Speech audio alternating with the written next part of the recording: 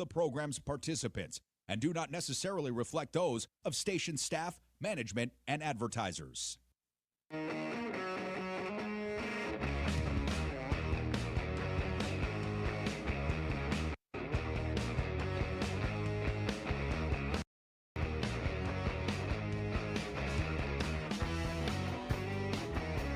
What's up, everybody? Happy Monday.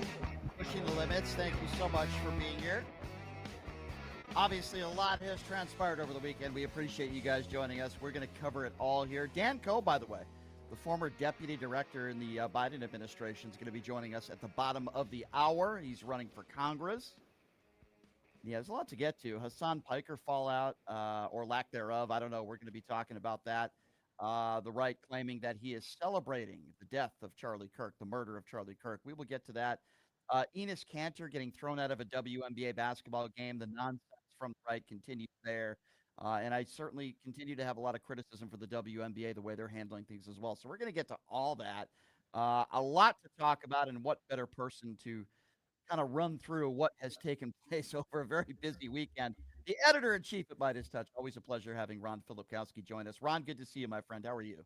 Good. How are you, Brian? I am doing okay. It sounds like there's a little bit of an echo with you, or maybe your mic isn't on. I'm not sure. Is it not working? Sorry about that. Well, can you not hear me? I can hear you. It just sounds like your mic isn't on. That's all. Oh, man. Sorry about that. That's okay. No problem. All right. Get that figured out. If not, we'll deal with it. All right. I can still hear you. All right. Yeah, sorry about that. I'm not sure what the issue is. It's showing it's working. No problem. Can you still hear me okay, Ron? Yeah, I can hear you. Okay, good. Okay, so that's fine. No problem, Ron. All right. Okay. First of all, good to have you on again, Ron. I hope you had a good weekend.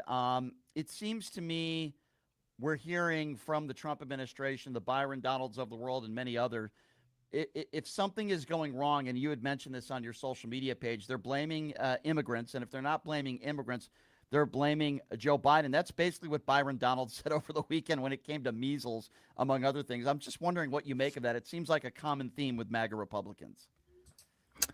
Yeah. Can you hear me now? Okay, I got you. You sound perfect right now. I just switched it over. Sorry about that. No problem. Go right Okay. ahead. The measles thing, yeah, unbelievable. Byron Donalds was asked. First of all, I was watching the Sunday shows, Face the Nation, Meet the Press, White and Wrong, and they had a bunch of Republicans on, and they were asked about various failures of the Trump administration, whether it was inflation or gas prices or the endless war in Iran, going right down the line. And every single one of them blamed Joe Biden, blamed Barack Obama, and blame immigrants, And so I heard them blaming immigrants for housing prices. J.D. Vance did that again today in Maine, even though we have virtually no immigrants in Maine, very, very few. He was blaming housing costs in Maine on immigrants, which is like any Mainer sitting in that audience would be like, what? 99% of Maine towns have zero immigrants. So it's for him to come here of all places and blame immigrants for housing costs is utterly ridiculous. So they have Byron Donalds on, of course, the Republican nominee for governor of Florida. We're coming off 8 years in Florida of DeSantis and his quack Surgeon General Lodopo, who's the vaccine conspiracy theorist. And I think a lot of people in Florida are looking for some return to sanity after that. So we find out that the vaccine rate for measles in Florida, because of all these anti-vax conspiracies, is now lower than the threshold for herd immunity. It's lower.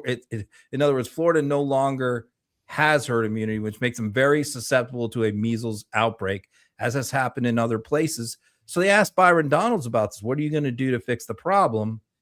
And he says the problem is has nothing to do with vaccines. It's immigrants. The immigrants are bringing the measles in. So, it's very convenient when you just blame immigrants for every single problem that you have. Food costs more, immigrants, electricity, immigrants, crime, immigrant, everything is immigrants. And that's their fallback position. Everything is either Biden's fault or immigrants' fault. Even though Republicans have run Florida for 30 years, Republicans have had the House, the Senate, and the governorship. 30 years, and still nothing is their fault. It's immigrants now. So it's insane. And if it's not Yeah. their fault, they'll blame Joe Biden.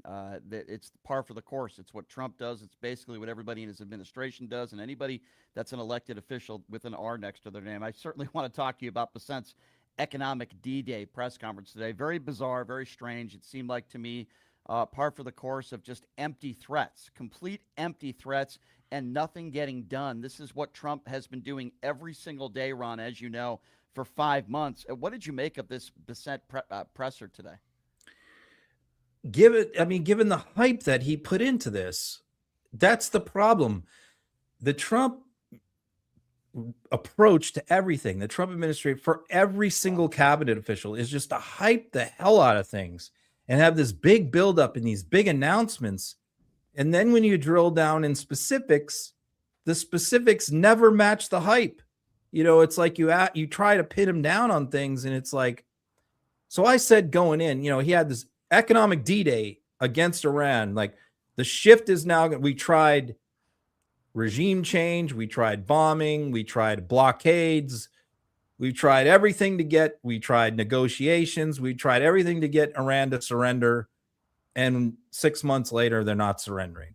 So now we're trying like plan number 5, which is Besant having economic warfare on Iran's trading partners. Anybody who engages in commerce with Iran, they're going to go after their banks. They're going to take them off the dollar monetary system.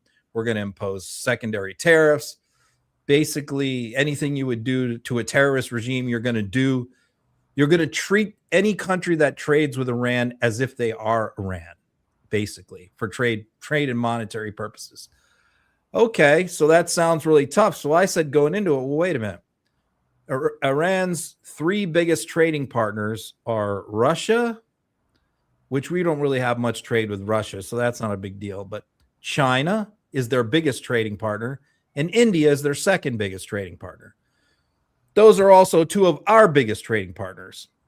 So knowing that President Xi has a summit coming up in Washington, D.C. in 1 month with Trump, that Trump cares a lot about and wants to hype the hell out of it and kiss Xi's ass, I found it hard to believe that Besant was going to come out today and declare economic warfare on China, given the fact that that summit is coming up.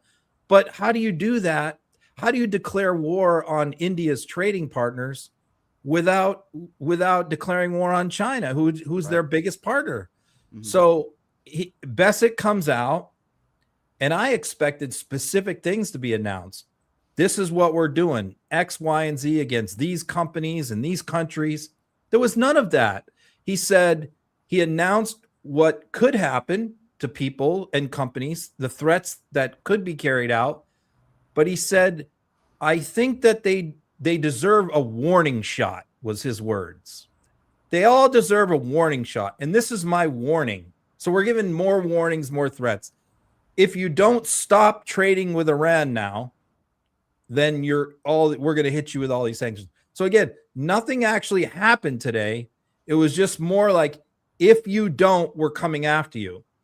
And then he was asked specifically about China. And he said, well, if I did that, then that would wreck the global economy. That would destabilize the global economy. It's like, okay, well, don't announce this as D-Day and give it all this hype. Right. If all you're going to do is come out and issue some more threats and warnings and exclude China from the warnings. I mean, that's not D-Day to me. That's the issue. The hype and the bravado and the big talk doesn't match the action yet again. Yeah. And I wanted to ask you too about Donald Trump, who says that his Canada tariff increases will apparently be in effect on January 1st. Do you believe that? No, those will never happen. I mean, you have to know. I mean, so Canada announces their reciprocal tariffs this morning. Mark Carney came out and announced them on the United States, because the United States already announced that we were going to hit them with tariffs. Although certain industries are excluded, a lot of them aren't, particularly cars, trucks, all that kind of stuff, important stuff. And so Trump is supposed to now come back out with his big we're going to ratchet it up even more. We're going to go after Canada even more than we already have. We're going to announce some new tariffs on trucks and auto and steel, I think were in his post. But then he always, again, with Trump, you always got to read the fine print. And what I do with Trump is I always speed read and look for the specifics, a date, a specific name, because all the other stuff is just nonsense. It's just hype. It's just blah, blah, blah, blah, blah, blah, blah. You wait. So you read down, we're going to do this. We're the greatest country in the world. Canada sucks. They had a chance to be our 51st state, but they're not going to be a 51st state anymore because now we're going to really show them who's boss. So you have to get through all that. And then you get down to on January 1st, these are going to go into effect. And it's like, you just throw your hands up and shake your head and go, January 1st, that's 4 months from now. That's like in Trump time, that's like 4 years. That's an eternity. So it's never going to happen. I mean, there's just no way that what he announced today is ever going to happen, because he's going to taco by then. Something's going to happen. He's going to give him a reprieve. He's going to make a deal. He's going to announce that Canada surrendered. So, it's just more nonsense, more drama, more theater, because I really think that he did not believe that Mark Carney was going to walk away from those negotiations. Yeah. I really didn't think that Trump saw that happening. And I think it really shocked him, because he was hyping that. He was excited to announce the big deal this weekend. And then Carney walked away because Howard Lutnick got involved at the last minute and wrecked everything. Yeah, no, it's a really good point. Ron, I know that this isn't a topic that you've necessarily covered, but I'm curious to get your thoughts on Hasan Piker just for a moment. Now, listen, he's not an elected official. He's not running for office. He's a podcaster. And obviously a lot of people on the right like to talk about Hasan Piker 24/7. I don't even think I've even mentioned his name ever in this show until today. But the reason why I'm mentioning it today, I'm sure it's a video that you saw. And it's a video of him singing the Charlie Kirk song. My opinion is bad optics, kind of cringeworthy, not something that I would do. But I didn't watch that video and see it as you're mocking the death of Charlie Kirk. I saw it as you're mocking Charlie Kirk. You're making fun of him, but you're not mocking what happened to him. I'm wondering if you have any opinions on that. I know that Hasan Piker has said some very, I would say, really bad things. I mean, at times he actually said some positive things about Hamas. The 9/11 comment, Americans deserved it. He said some really stupid things. And then he said some things that I agree with as well. But I'm wondering what you made of that. And do you feel like it's just an opportunity, or giving an opportunity to the right to attack the left? What are your thoughts on that? Yeah, and I'll also say, full disclosure, although we have no relationship with him, he has gone out of his way to praise our company and Midas Touch many times, including this past weekend. He did it again. So I don't know why, but he does go out of his way to praise us for some reason, although we've never had any dealings with him. But I have also not talked about him or written very much about him, simply because, the Republican strategy is, this is what they do. They'll take some obscure person and they want to make him as Scott Jennings calls Piker now, the spokesman for the Democratic Party. That's insane. when it's like literally 99% of Democrats in America have never heard of Hasan Piker. They have no idea who he is. Vast majority of the members of Congress don't even know who he is, and certainly have never listened to his show. So to try and claim that this podcaster, streamer guy is in some way a power broker in the Republican Party, and yet James Carville from his bed one day claimed that he was like not going to be a Democrat anymore because of Hasan Piker. And then he took it back the next day. I don't know. He says a lot of nutty things. Yeah. But that's what because Abdul Al-Sayed campaigned with Piker once, and I think went on his show once. That is the whole impetus for all of this, because they've got one Senate nominee in a key state, admittedly in a key state, who has gotten close to Piker.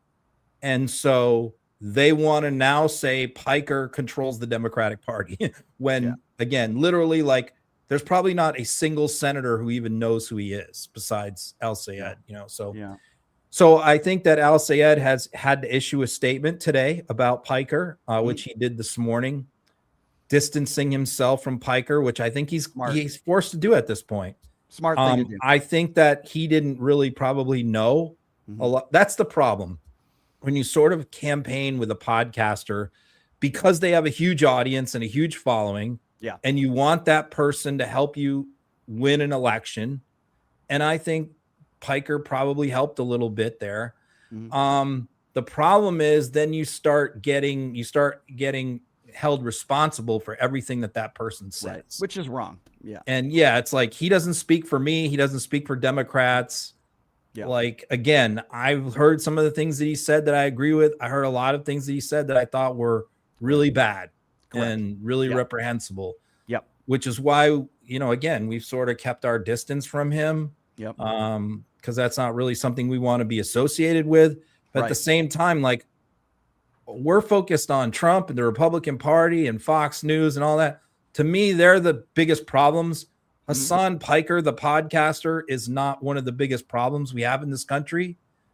He's not even in the top 1,000. Completely. So I'm not gonna, waste a lot of time. And I think that Al Sayed would be very smart, and so would pretty much every Democratic candidate would be very smart to say, hey, if you want to help me, great. You want to tell your audience to vote for me, great. But my campaign's not going to be affiliated with you. Well said, Ron. I literally completely agree with everything you said word for word there. Here's my take, right? If they have such a problem with him singing this Charlie Kirk song, why didn't they have a problem with Donald Trump when he said he was happy that Robert Mueller died? Why didn't they have a problem with Donald Trump? Why didn't Andrew Colvett and Jack Posobiec and everybody at Turning Point speak out against Donald Trump after Rob Reiner and his wife were murdered, and then Donald Trump was mocking them the next day? So it's like, I'm not going to listen to these people. Do I think what Hasan did was a little cringe? Sure. But it doesn't, he's not a politician, and it certainly didn't rise to the level of the stuff that Donald Trump has said after Mueller died and after Rob Reiner and his wife were murdered, right? Yeah.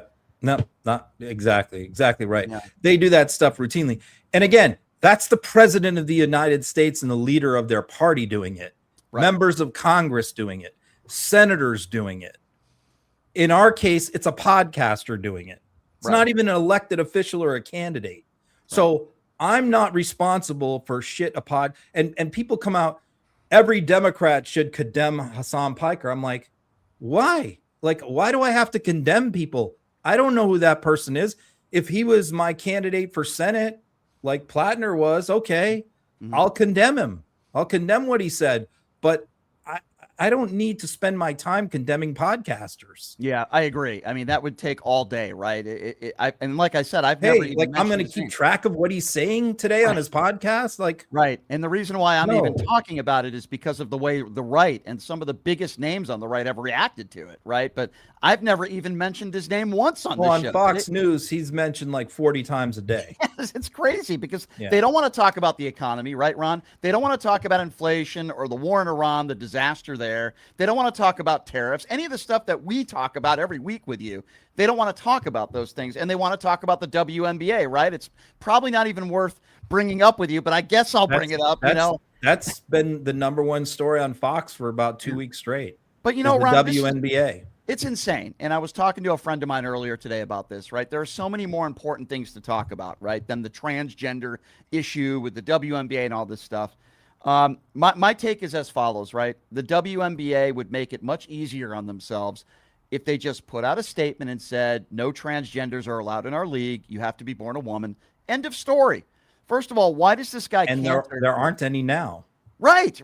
There was like a few years back, and I think out of all the college athletes, 500,000, I think, college athletes, there's like 9 or 10 that are transgender. Right. It's insane. But my question is, why would you even allow somebody like Cantor at that game wearing that shirt? He's there to cause problems. He's not there to support women. It's like if Charles Oakley is banned from Madison Square Garden, wouldn't you want to ban a guy like Cantor or a guy like a Royce Weiss who are really making the WNBA look bad and foolish right now with their antics and behavior? That's the thing that I don't understand. Yeah, and the thing of it is that I'm against trans athletes playing competitive women's and girls sports also. And the reason is, so I agree with them on their point, but I think I come at it from a position of good faith because I think it is unfair to women's competition. I think that a lot of women and girls work extremely hard. I was involved in coaching serious competitive youth sports for many years. And so I see how hard these girls and women work with their private coaches and travel teams. And they get to that certain level in college. And, it's a big deal. And they put so much time and effort that if somebody comes along who's like the swimmer who beat the Riley Gaines, who's like 6'3", 220 pounds and is destroying all of them by a lot, I think that is unfair. I agree with them on that. The problem is none of these people give a shit about women's sports. Right. They really don't care. It's like none of them care about the WNBA. They've never been to the WNBA games. They've never watched it. They don't know any of the players or the teams. It's just they have dove into this thing because it's for clicks, it's for ratings, it's for all views, it's for all that. Because on the right, this is a big issue. This is like throwing them red meat. It's throwing stuff out there that they eat up. Anytime you have anything transgender, or you can show someone who was a man or looks like could be a man playing women's sports, it's going to go viral. And so that's what they're all about. That's why Fox, there could be just one transgender athlete playing a women's sport somewhere, and Fox will run that 24/7 for a week because they know it works and it helps win elections. Yeah. Trump spent the most money on commercials in 2024 campaign on immigration ads. That was number one. He spent the most money on that by far. About 50% of his money was spent on immigration ads. What was number two? Transgender women's sport. He spent he spent like $200 million on transgender ads. And there's like 12 transgender athletes in America. Yeah, it's insane. I completely agree with you. There's a lot more prevalent, certainly topics to discuss. I wanted to ask you real quickly, Ron, did you hear this story of this ICE officer who lied on a police report, committed assault, and now he moves to Texas, and they're trying to bring him back. And apparently the governor of Texas is blocking them from doing that. It's a really bizarre story. And listen, we could talk about, what happened in your state and all these ICE shootings across the country. And then when you finally have an ICE officer where the video is proven that he lied on a police report, he shouldn't be out there on the streets. And then he just leaves and goes to Texas. And now Abbott is not allowing them to take him back. What do you make of this? I did not see the story. I know Abbott is running for his fourth term. Yeah. They don't have term limits. So in Texas, you can just have a governor for 50 years, I guess. Right. And that seems to be Abbott's plan. So yeah, I didn't see the story, but I know JD Vance was talking about the Biddeford, Maine shooting this morning. And I can just tell you, everyone in Maine is outraged by that. Everyone. I mean, it's maybe 20% of people are not, Republicans. But he came and he downplayed that. He was basically like the guy deserved it. He said that today, and said, well, to the officer's perspective, it looked like he was trying to resist and flee. And it's that's insane. That's just not going to fly. Yeah. So I think that the fact that the way that they have handled this is they've turned literally Trump's the issue that he's most popular on, that he has had his highest approval ratings on a year ago, and turned it into a toxic issue for them, an issue that should be an easy home run because of the way that ICE has conducted themselves, number one, but number two, the way that they have handled it. None of these officers have ever been disciplined. None of them have ever been fired. None of them have ever been prosecuted. Right. No, there's zero accountability, as in the case that you described, where they're trying to give someone accountability and you have a governor blocking it. So that's the problem. That's what people are so disgusted about. People, I think, are glad that there's not a bunch of people lined up at the border anymore. I think most Americans think that should not happen. Mm-hmm. And that's a crazy system. And our asylum system was broken and needed dramatic reform. That's what the bipartisan immigration bill was all about. Yep. So I think that most Americans agree with that. But most Americans also agree that the way ICE has been doing their job and the way the Trump administration has handled deportations is also very wrong. Agree. I mean, both can be true at the same time. Hey, it's great we don't have all these undocumented immigrants crossing the border illegally, but when you look at the way that the Trump administration is handling it, ICE being one of them, yeah, there's a lot of concerns, and as you said, there's no accountability. Ron, what do you got working on today on your Substack? Boy, there's a lot to talk about today. What do you got working on?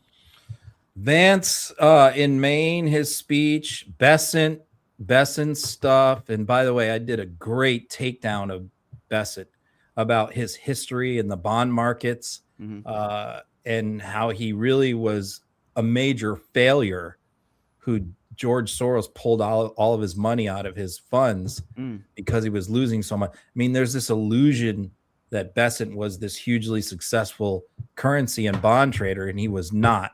So that was in my bulletin yesterday, and I'm kind of continuing on the theme of beating up on Besant because I've slowly become convinced that of all the terrible people in this administration, you know, from Blanche to Miller. I mean, Miller's not a cabinet secretary. Let's exempt him. From Hegseth, you know, RFK Jr. There's so many that are just awful. Brooke Rollins, the agriculture secretary, Duffy, the transportation secretary. One right after another is wretched. I've become convinced that the worst is Scott Bessent, and the most dangerous is Scott Bessent. Agreed. And so I have a lot more in my Substack today about him, and of course a few other things as well. Can't wait to read it later today. Mr. Ron Filipkowski, the editor-in-chief at Midas Touch. It is always a pleasure, my friend. Please keep up the great work. Can't wait to read your Substack later on today. One of the best in the business. Ron, have a great rest of your week. We'll catch up with you next week. Always appreciate the time, my friend. All right, you got it. Talk to you later. Ron. Talk to you later. Ron Filipkowski, everybody from Midas Touch, one of the best and one of the best Substacks around. Love having him on every week. He's just the best. I mean, he just covers it all. Well, I guess you can say from one great guest to another. I've had this guy on the show before. You see him all over MSNBC. He's all over the networks, and he also is the former deputy assistant to President Joe Biden and deputy director of the White House Office of Intergovernmental Affairs. He is running for Congress, and boy, he's running a great campaign. I see videos of him all over the place talking to people. Always love having him on. The man himself, Dan Coe, joining us right now on the program. Dan, it's great to have you on. How are you? Brian, how's Vegas, man? Hot, Dan. Very hot. Very hot, Oh, that's man. for sure. How's your Yeah. campaign going, by the way? You've been all over the place. I see your videos everywhere on social media. Looks like it's going pretty well for you. We're very fortunate. You know, people are fired up, and I thank you and all the people you are bringing on the show to take the fight to this president. And that's what people want right now. They're so fed up with the current status quo not doing enough, with not enough of what Democrats are going to do for them. And so I've been talking about, I'm happy to get into it, my plan around $10 a day childcare, around capping utility bills, rent. These are things that people care about. They want to see bold proposals, and they're sick and tired of Donald Trump rolling Democrats. And I'm sick and tired of it too. Thankfully, that message has resonated. And I'm very proud to be entering the last week here, and our fingers and toes are crossed, but we're not taking anything for granted. We're going to be knocking on every single door through Election Day. Hey, I told you that nothing better than next time I have you on to introduce you as Congressman Dan. That would be Thank you, my awesome. friend. You know, Dan, you know Hunter Biden and the Biden family obviously Yes. very well. I had Hunter Biden on this show last month. We did like an hour and a half, right? And we talked about the hypocrisy of the right and the fact that they still talk about Hunter selling $5,000 paintings. They don't talk about the fact that Donald Trump has made more money in the last year than he's made in his entire life. They don't talk about the $500 million Don Jr. contract. I mean, I use the term hypocrites and hypocrisy literally all the time. What do you make of that? They still attack Joe Biden. They still attack Hunter Biden. You worked in this administration. What do you make of that? It's a disgrace, and the hypocrisy is clear, and the Democrats need to call MAGA and Trump and all of his cronies out for it. Let me just give you another example. You know, who the heck knows what's going on with Senator Mitch McConnell right now? Yet people gave endless criticism to President Biden. You know, President Trump falls asleep in the Oval Office. Where are the articles about that? There aren't. And so it is hypocrisy. But part of the problem here is that Democrats aren't doing enough to call out what is happening, and they're getting distracted like a bull in a bullfight with the little red carpet that they're getting distracted every day. I think people are sick and tired of saying, what are you doing? Our democracy is at stake. We need people who aren't afraid to call out the bullshit, excuse my language, while also saying, look what we could be doing with our time and with the resources that this president is taking away from working class people and giving to the rich. Trillions of dollars while claiming to be fiscal stewards, trillions of dollars of tax breaks that I think the average American is saying, where's my help? I see Elon Musk getting the biggest tax break in history, but I'm trying to make my life a little bit better and my family's life a little bit better. That's who we need to be fighting for. Dan, I always wanted to ask you this because the rumors were always circulated that Benjamin Netanyahu not only pressured Obama to go to war with Iran,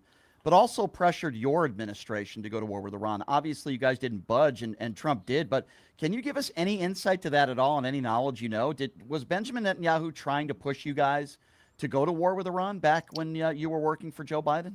Well, I think Benjamin Netanyahu is committing absolute atrocities as a Lebanese American. I take it very, very personally, and it's very personal to me. But, I didn't work on the national security side on that regard. But what I can say, and that's been reported by the New York Times, this president decided to go to war with Iran due to what was called his gut instinct, not to look out for American citizens, not to make not to put American soldiers in a situation that they were most protected, not to even do what's best for American interests. His gut instinct.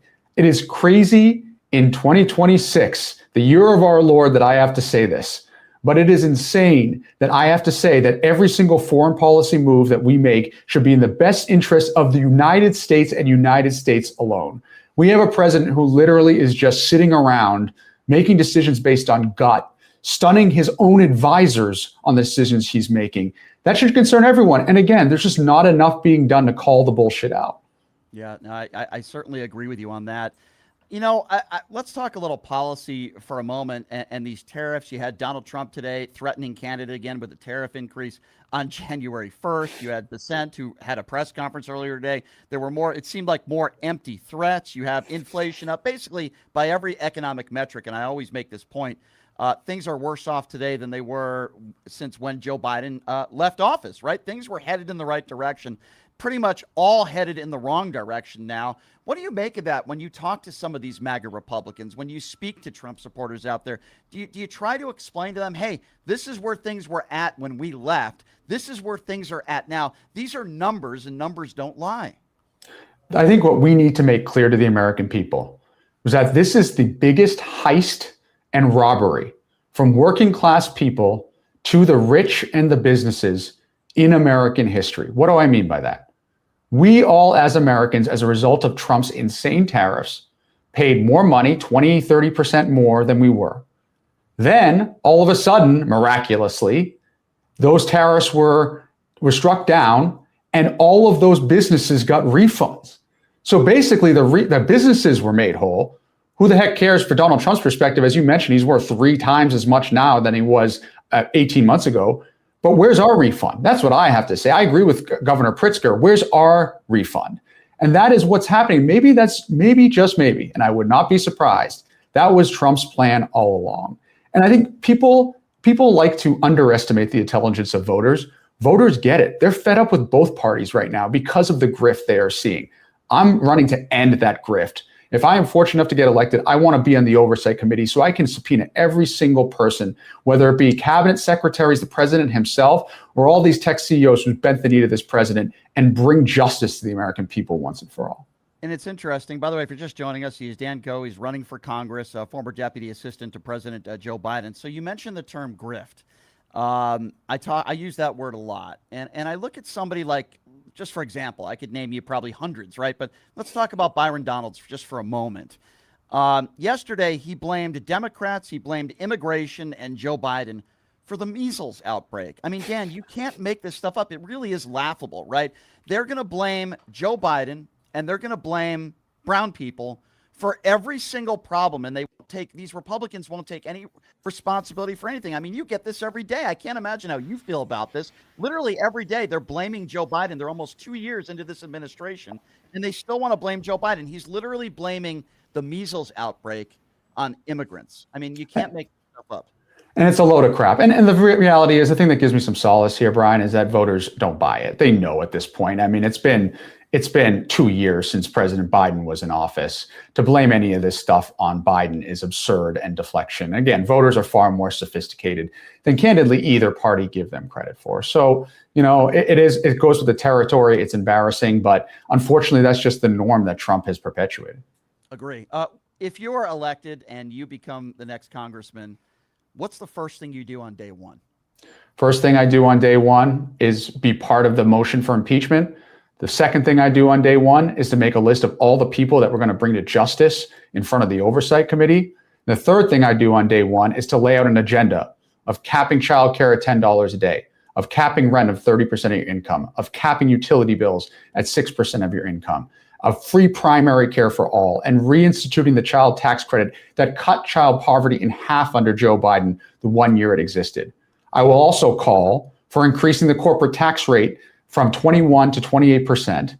That would cover all of the things I just outlined while leaving $1 trillion over to potentially address the deficit, to help make Social Security more solvent, or help make SNAP benefits reinstated for folks. These are things that people actually want to see, not people accepting corporate PAC money, not people insider trading on stocks. I take it very personally. Our government can be better, and I will be part of that solution. I love it. My last question for you, what would be your message to Democrats across the country? I mean, it sounds like you'd have a pretty busy day one. I think that's a great message, but what would be your message to Democrats across the country that they need to do better? Something that you would like to see more of from elected officials or those that are even running for office like you on the left? Well, let me send a clear message to Democrats who are tuning in right now, especially in the 6th district, which is North Shore of Massachusetts. The cavalry's coming. We're coming to help, and we're going to set a new standard of what fight looks like. And I will tell the people who are currently in D.C. that they better join that fight, take on this president, defend democracy, and have an ambitious plan to lower costs, not just throw around affordability ambiguously, or they better get out of the way.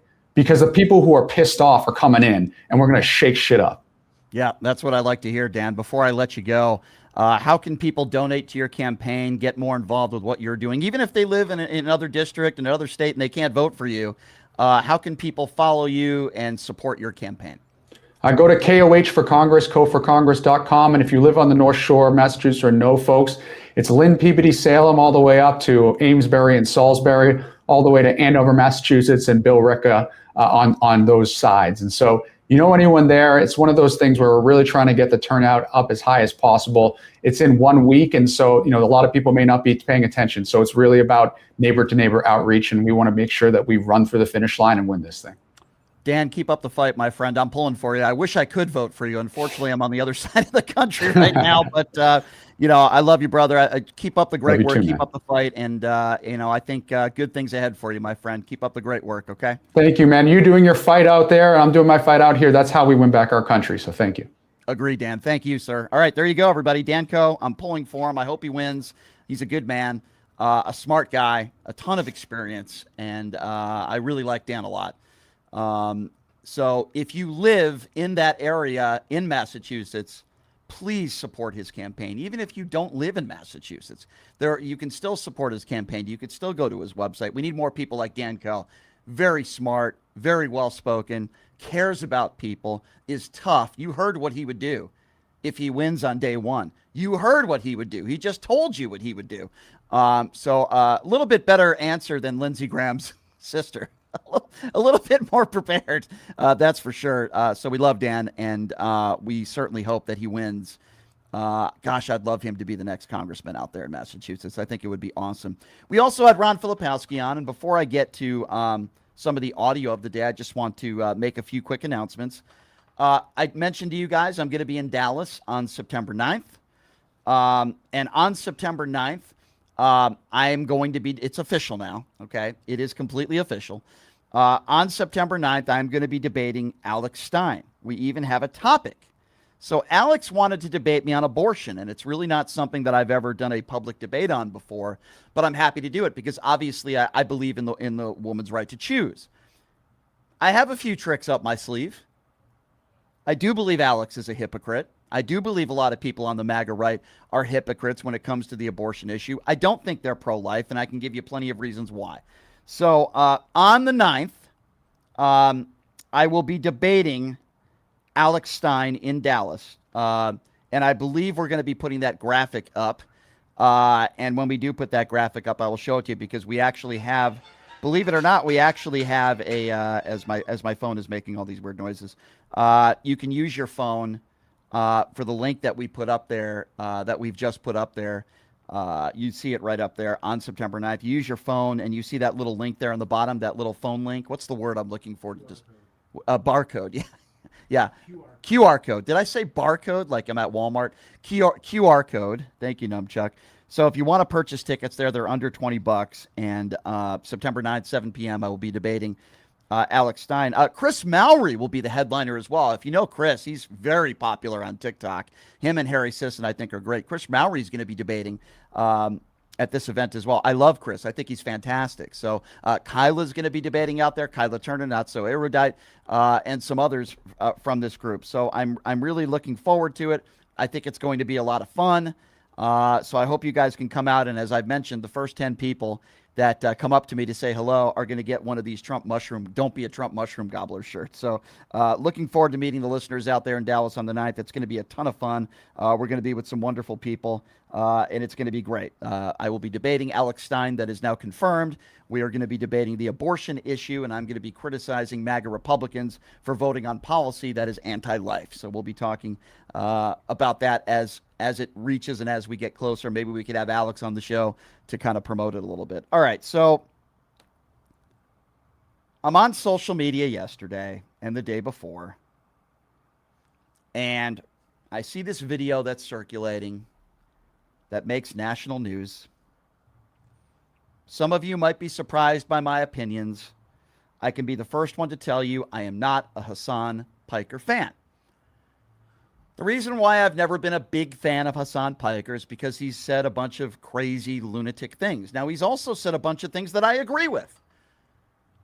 But when you say that Americans deserved it, when you talk about 9/11, you know, the officers and the firefighters that were storming the Twin Towers, the heroes who lived their life as heroes and died as heroes, did not deserve it. The people that had to make a decision, am I going to burn to death or am I going to jump out of this building, did not deserve it. The innocent people that died at the Pentagon did not deserve it. The innocent people and the heroes on that plane that went down in Pennsylvania did not deserve it. Everybody that was injured, everybody, the thousands of people that lost their lives did not deserve it. And when you make a statement like that, it sticks with you. He never apologized for that statement. Since then, I have not been a Hasan Piker fan. He also has made some statements defending Hamas. He is what I would call a radical. He is a radical extremist. Now, he also has said some things that I agree with. But I don't align my beliefs with Hasan Piker, and I think he's an extremist. With that being said, this is what Hasan Piker did. He was at an event, and he was singing the Charlie Kirk song. If you've heard this song before, I'll play you a couple seconds of it. Here it is.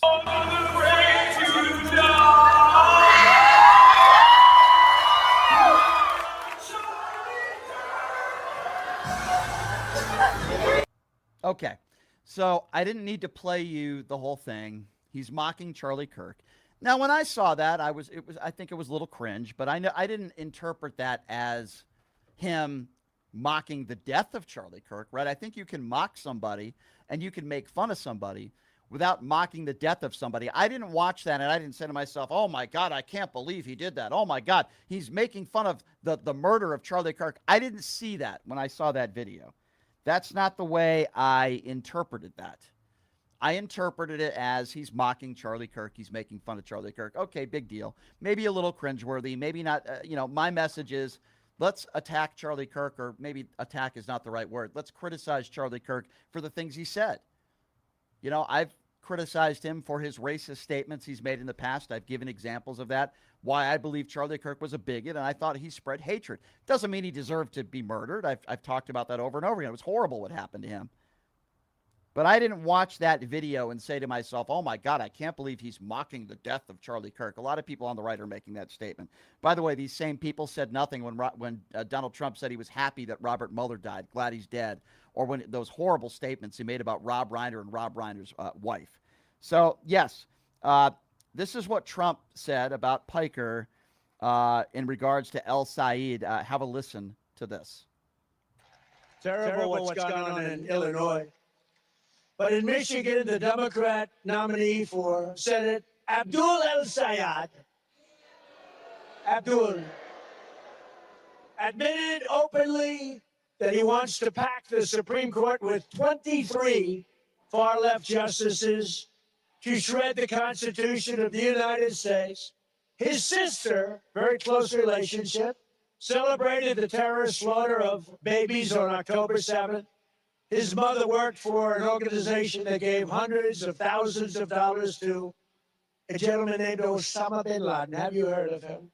Knocked down the World Trade Center. She gave him a lot of money, and he recently campaigned with a communist fanatic who says that America deserved 9/11. We deserved it, right? We deserved all that death, destruction. In Texas, the Democrat nominee for Senate said he hates Christianity and that the... Okay, so a few things there.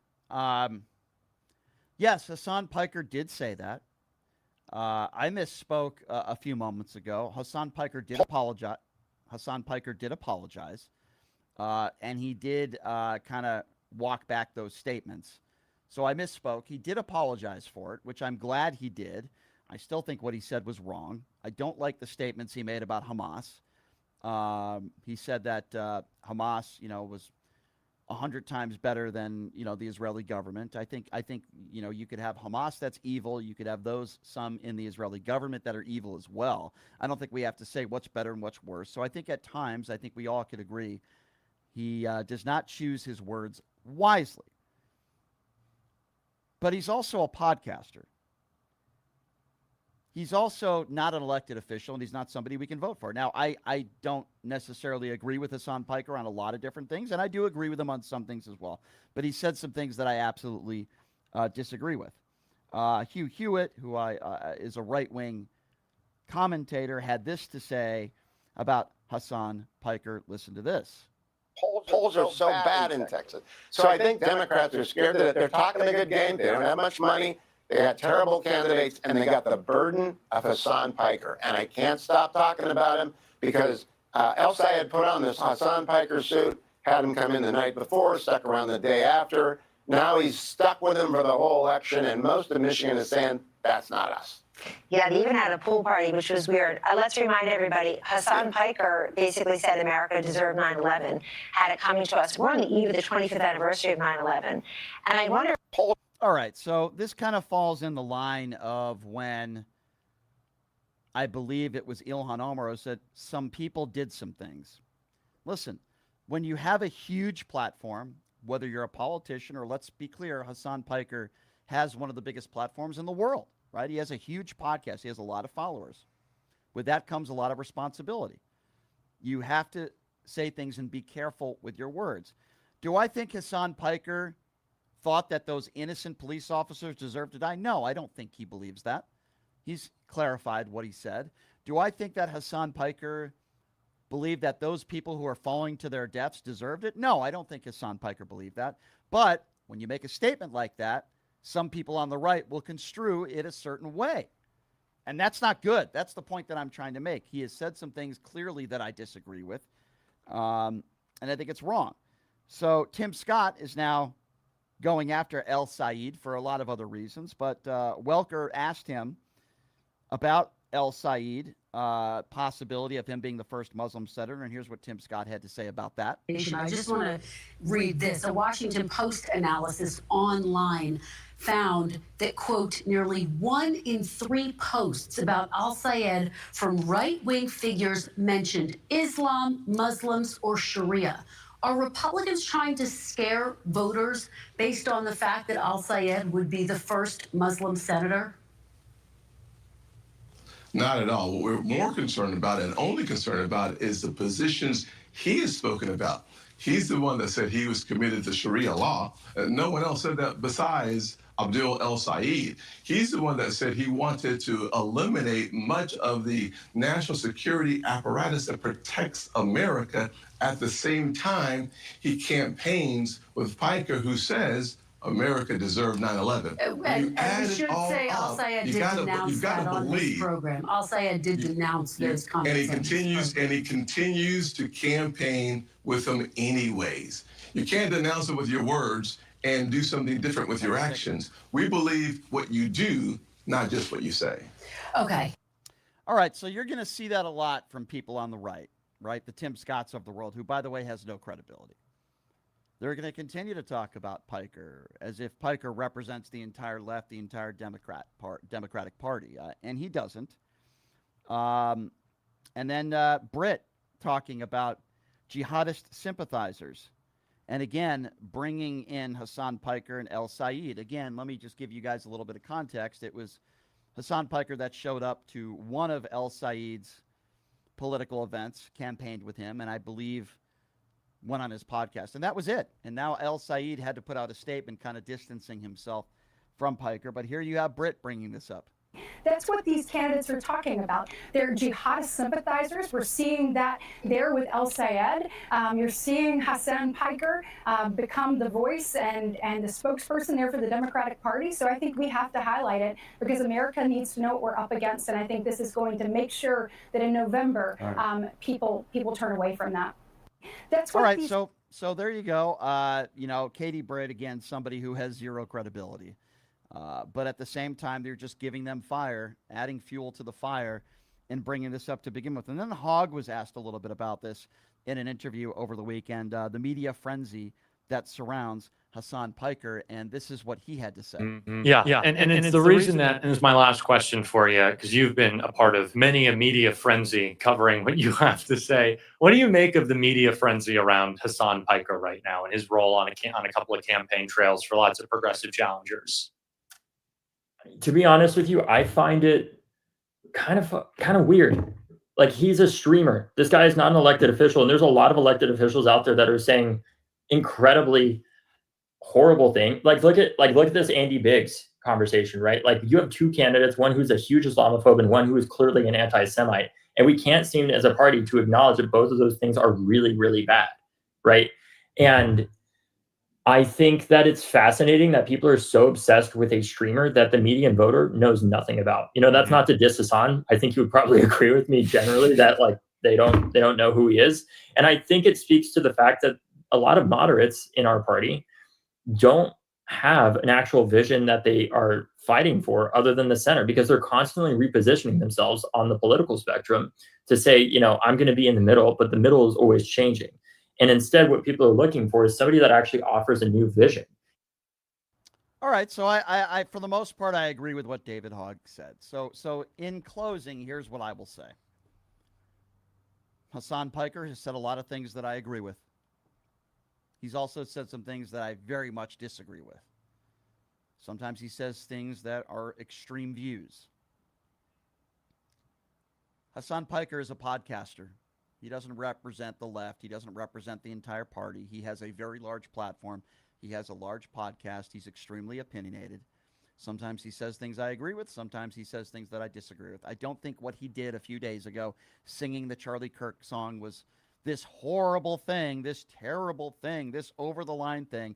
Most of the people that are complaining about it are probably the same kinds of people that had no problem with Donald Trump saying he was happy that Robert Mueller was dead, or the day after Rob Reiner and his wife were brutally murdered, Donald Trump took to social media and was mocking them. So anything on any given day that Donald Trump says, in my opinion, is far worse than anything that Hasan Piker has ever said. Again, I'm not a big Piker fan. I don't really pay attention to him that much. I don't always agree with him. But the reason why the right seems to be obsessed with this guy is because they're looking for somebody to go after. They're looking for somebody to attack. They're making the case that Hasan Piker represents the entire Democratic Party, which is obviously ridiculous. He doesn't. He's a very popular streamer. He's a very popular podcaster. He doesn't represent every single Democrat. And I think El Said has done the right thing to kind of distance himself a little bit. You can be a fan of Hasan Piker. That's fine. That doesn't mean that you're a bad person. I just think that there are some things that Hasan Piker has said that I think are extreme views that I completely disagree with. I don't think anybody would disagree with that assessment. Sometimes he says things that are extreme that I don't agree with. He says a lot of things that I agree with as well. Doesn't mean I disagree with everything he says, but you know, I think this is where the Republican Party is at right now. Hasan Piker doesn't have to apologize to anybody. I don't think singing the Charlie Kirk song necessarily means that you're mocking a murder or mocking a death. You're mocking the man. I do it all the time. I think Charlie Kirk was a bad guy, but what I do is I try to give you reasons why I think he was a bad guy. The racist statements he made about Michelle Obama, the statement he made about a black pilot, should I be worried? You know, the statements he made about Martin Luther King, the statements he made about the civil rights movement, okay? Statements he's made about transgenders. The guy literally made a joke about innocent people dying in Gaza. He made a joke about innocent Palestinians dying in Gaza. Is that somebody that I should feel empathy for? I don't know. I mean, I feel bad it happened to him, but making jokes about innocent people dying in Gaza does not sound like somebody that I should feel empathy for. He made jokes about homosexuals that are getting thrown off of roofs. This is the guy who made jokes about Paul Pelosi with a smile on his face a few days after he was bludgeoned almost to death. These are the things that Charlie Kirk has done. These are the things that he said on his podcast. Imagine some of the things he said behind closed doors. I think Charlie Kirk was a bad guy, and I don't need to sing the Charlie Kirk song to prove that.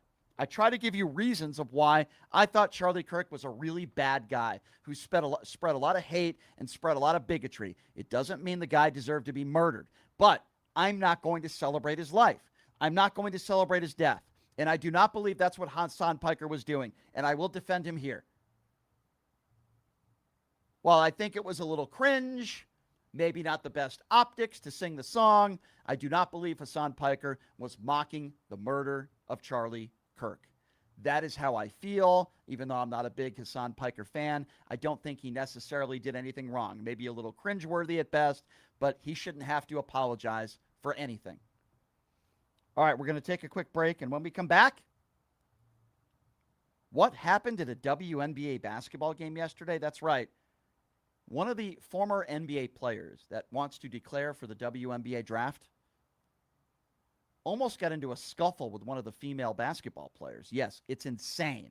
It's insane video if you haven't seen it. And then we'll take some phone calls on the other side of the break. The number to call 702-221-7283. We'll also open up the YouTube super chat for anybody that wants their questions or comments to be read. The number to call is 702-221-7283. And again, that number 702-221-7283. We'll take a quick break.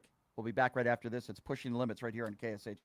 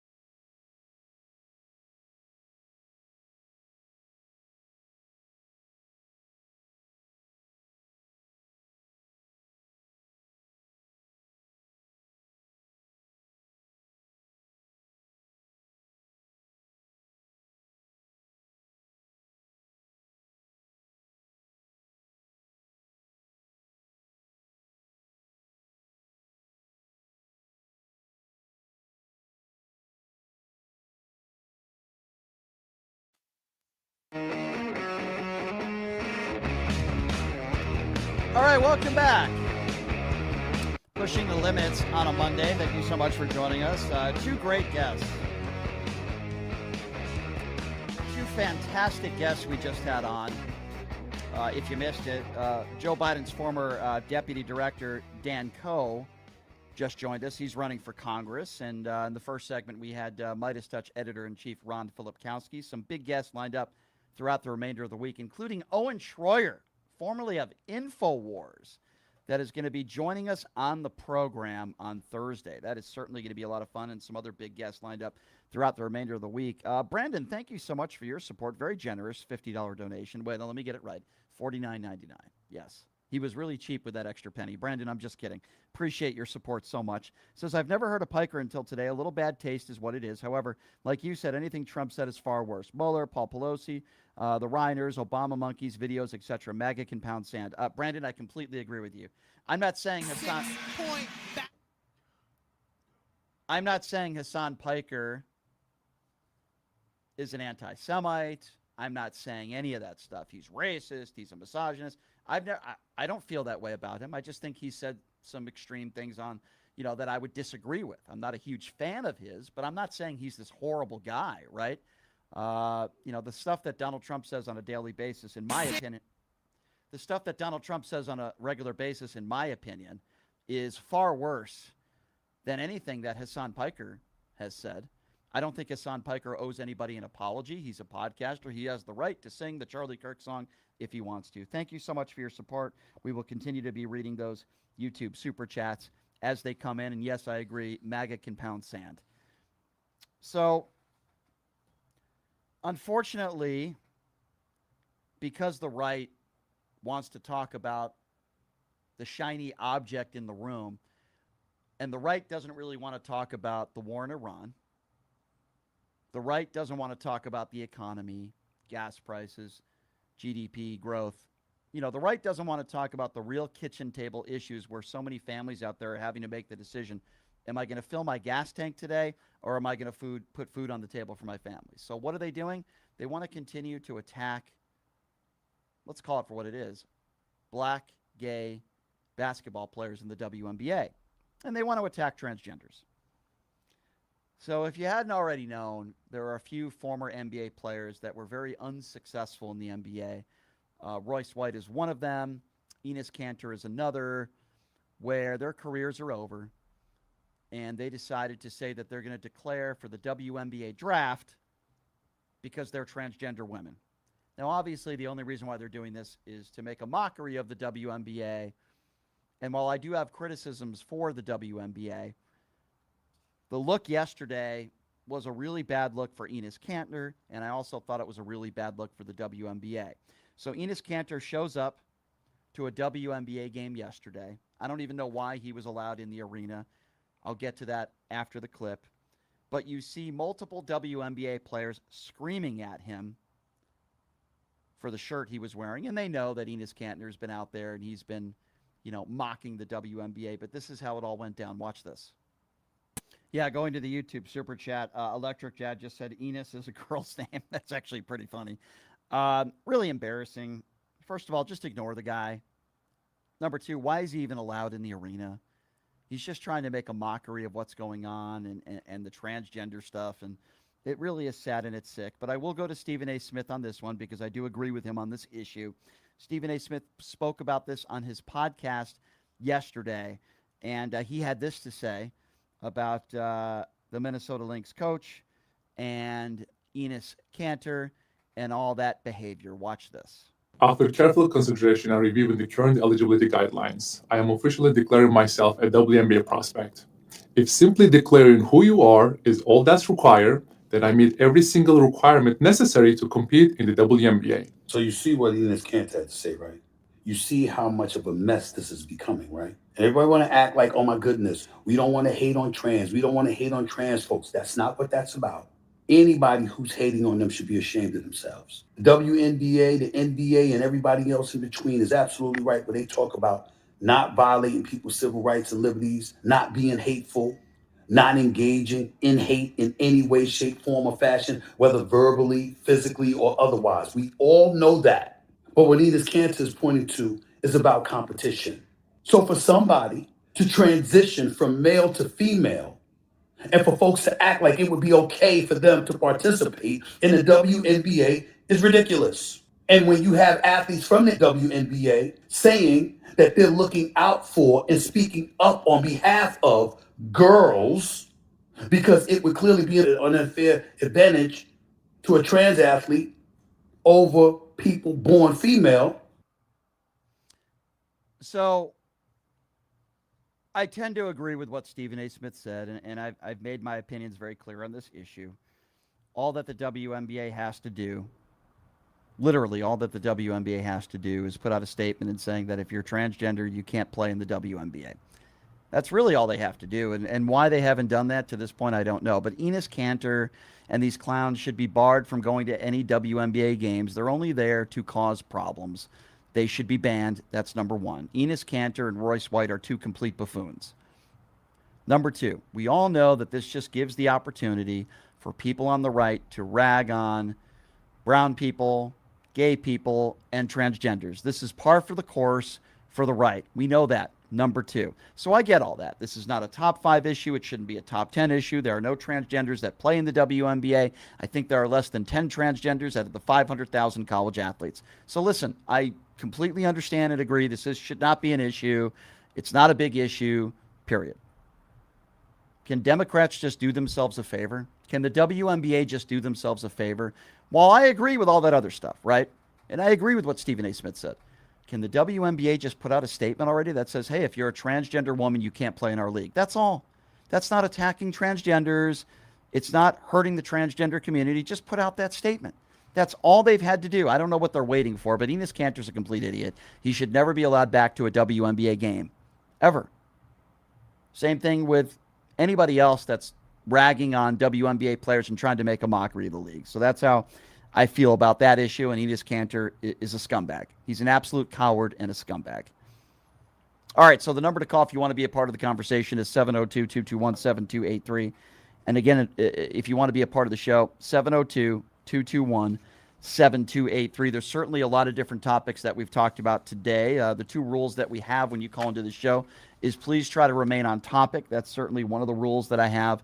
And no vulgarities. So what did you guys make in the topics that we've talked about in the first hour or so of the program? Scott Bessent's economic D-Day, where really all he was talking about were threats to Iran. And then Donald Trump today, his Canada tariff increases that he claims will be in effect on January 1st. Get your thoughts on the Hasan Piker thing. I've given you my opinions on it. I don't think Hasan Piker is a terrorist. I don't think Hasan Piker is this horrible guy. I think he has said some things on the extreme that I disagree with, and he said a lot of things that I agree with too. I don't think he owes anybody an apology. Would I be singing that song? No, I think it's a little cringe and a little awkward. I think we should focus more on the things that Charlie Kirk stood for and the things that Charlie Kirk said and why I call him a bigot rather than singing some stupid Charlie Kirk song. But that's just my personal opinion. I don't believe that Hasan Piker was mocking what happened to Charlie Kirk. He was mocking Charlie Kirk, but there's a difference between mocking somebody and mocking a murder. And I don't believe Hasan Piker was doing that, so I will defend him there, even though I thought it was a little cringeworthy. So we'll get your thoughts on that as well. And, of course, the WNBA stuff that I just talked about. But my argument on Charlie Kirk is very, very simple, ladies and gentlemen. He mocked the murders of Palestinians in Gaza. The guy made jokes about Paul Pelosi being bludgeoned with a hammer and almost killed. So this whole idea that the left wants you dead is completely insane and ridiculous. I don't think Hasan Piker wants anybody dead. I don't think he's ever endorsed violence. And I completely 150% disagree with that assessment. But we'll get your thoughts on that as well. Also, I'm wearing proudly my Don't Be a Trump Mushroom Gobbler t-shirt. We have a few of them up right now on the website, pushingthelimits.live. If you want to purchase one of those, they're under $30, I believe, including shipping and handling. I will also be giving out some of these shirts when I'm in Dallas on the 9th, where I will be debating Alex Stein at 7 p.m. And the first 10 people that come up to me will be getting a free Don't Be a Trump Mushroom Gobbler t-shirt. All right, let's get right to the phone calls now. 702-221-7283. And again, the number to call if you would like to be a part of the show is 702-221-SAVE is the number to call if you want to be a part of the program. We have a few phone lines that are open. All right, let's get right to those phone calls. And let's see, Numchuck, who are we going to do first here? Who do we got first? Let's talk to Chris. Chris is calling out of Alabama. Hey, Chris, what's up?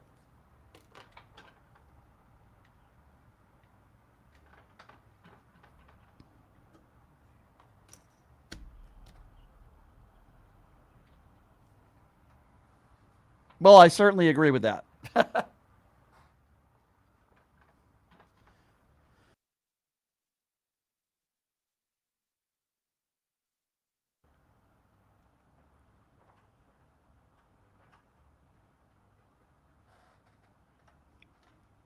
Yeah.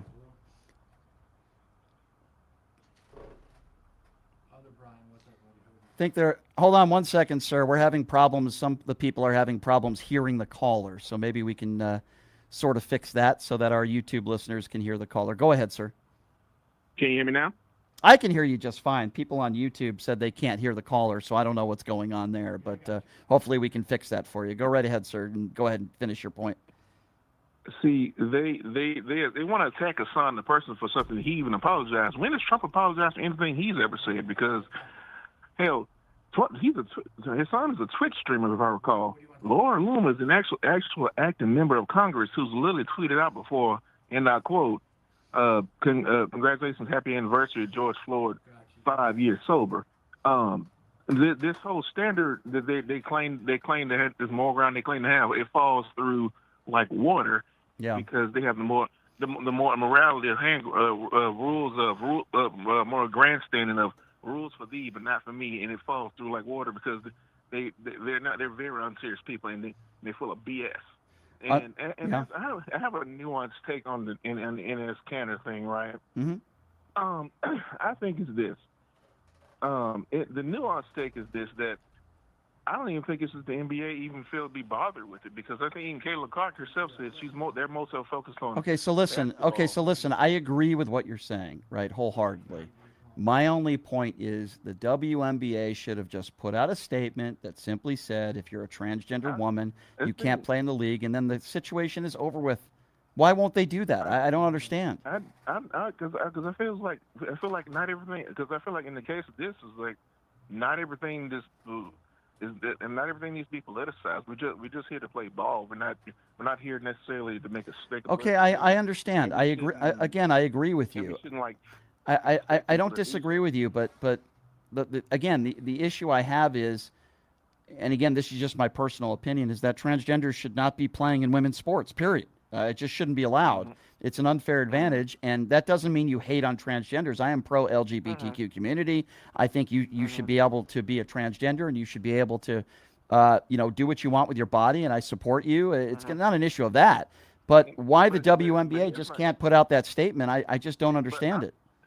And obviously it's going to be co-opted by the right, because they're so focused on culture wars, because all their actual politics suck donkey rear. But here's the thing with Enes Kanter, and people like Russ Weiss. My solution to them is this. This is how you address them. If you're all of a sudden this grandstanding moral clarity of pro-trans rights, pro-women's sports and rights, and you declare yourselves as a transgender, we need proof. We should have you perform a sexual act on another man or get pegged by another woman to confirm that you really can declare your sexual claim. I definitely can't condone that, my friend. That's an interesting thought, but I definitely can't condone that. I appreciate your call. Going back to the YouTube super chat, Tony says $40 billion to Argentina, and we get back Smeat. That was something and meat. Thank you, Tony, for that. 702-221-7283 is the number to call if you want to be a part of the conversation. Let's go to Don. Don is calling out of California. What's up, Don? Hey, Mr. Shapiro. How's it going? Very entertaining stuff. Thank you. I just wanted to touch on the Hasan Piker stuff. Sure. But go back to comments and references you made before about like streamers. Yeah. Like not having, like you say, so what? They're not politicians. No, they're not. Streamers like Hasan Piker, let's say, I've heard you make comments like, what does that have to do with it? Do you believe in influence? Sure. Sure, absolutely. I Like, think you if can you have, be you as can I've be said, influenced, right? absolutely, as I've said on this show, I said if you have a large platform, you have a responsibility to be careful with the words you use. And when you make a statement, and even though he clarified and he did apologize, when you make a statement that we deserved it, I think there's a responsibility, and I thought he was wrong in saying that. I'm glad he apologized and he retracted, but like I said, I think you have especially when you have a large platform, you have a responsibility, and that's my personal opinion. No, but you've downplayed it. You've made references like that before about other streamers. Some of these streamers have more influence than a lot of politicians. I get it. The president shouldn't say that thing. I voted for Obama. I voted for Biden. I'm not a Trump fan at all. Mm-hmm. He's not for the people. He's not for people like me. So anyways, but these streamers that you disregard a lot of the times when I've seen your debates, and you've disregarded, like, what does that have to do with Donald Trump saying this, this, and this? It kind of has a lot. Okay, so be I just think you're specific. being a little- I think you're So hold on. like Myron Gaines. Okay, Let's hold talk on. about Myron Gaines, Hold on. right? Okay, so let's be specific, because I don't know what you are referencing. Tell me where you disagree with me and give me a specific example, and then I'll be able to comment on it, because I don't know what you're talking about. Because it's like a contradiction you make. Okay, about so be influence. specific. You disregard. So be specific.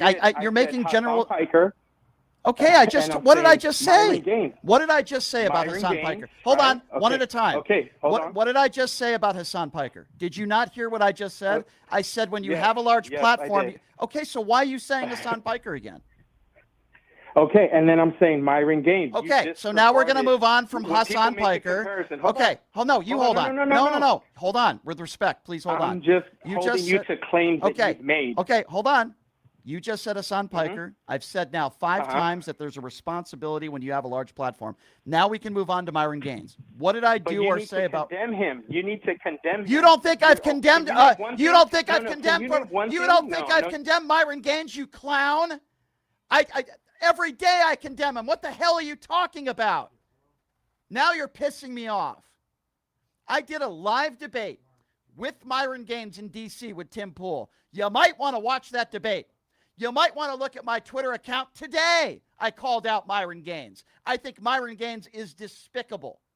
Despicable. I've called him out. He is a Holocaust denier. He uses the N-word. He attacks homosexuals. He thinks women should be second-class citizens. What planet are you living on, bro, for you to say that I don't call out Myron Gaines? Are you insane? I call him out every day. What are you talking about? It's your show.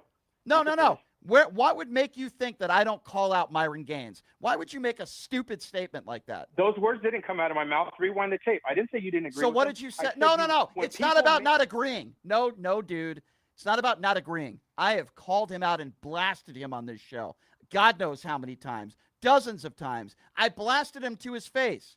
I've called him out constantly. It's not about disagreeing with somebody. I think he's a despicable human being. I've said that about him over and over again. So I ask you again, what the hell are you talking about? What are you talking about, Can dude? I finish a sentence? Not if you lie. Not if you lie and say something I'm not stupid. lying. I You haven't can't. made a lie. I haven't so, made one lie. So I haven't called out Myron Gaines. Is that your take? One thing. I haven't called out Myron I Gaines. didn't Is that say your that. take? Never said that. So what did you say? Never said So that. what did you say? What's one thing you agree with Hasan Piker? I agree with the fact you that. said Are you you going to agree let me with a answer, lot or are of you going to talk over me? Oh, I wasn't done. Is that I a wasn't return? done. Then don't ask I a paused. question and then keep talking, dummy. I paused. Okay, well, guess I what? paused. Be quiet then and continue to pause, because when you ask me a question, I'm going to answer it. Don't ask a question and then Go ahead. continue to talk, okay? I agree with Hasan Piker when it comes to our tax brackets. I agree with Hasan Piker when it comes to immigration. I agree with Hasan Piker when it comes to Donald Trump and the threat to democracy. I agree with Hasan Piker when it comes to the conspiracy theories and the lies coming from the right. I agree with Hasan Piker on a number of different issues, taking care of the poor, the right to choose, government. There are a ton of issues that I agree with Hasan Piker on. Did I not answer your question, bro?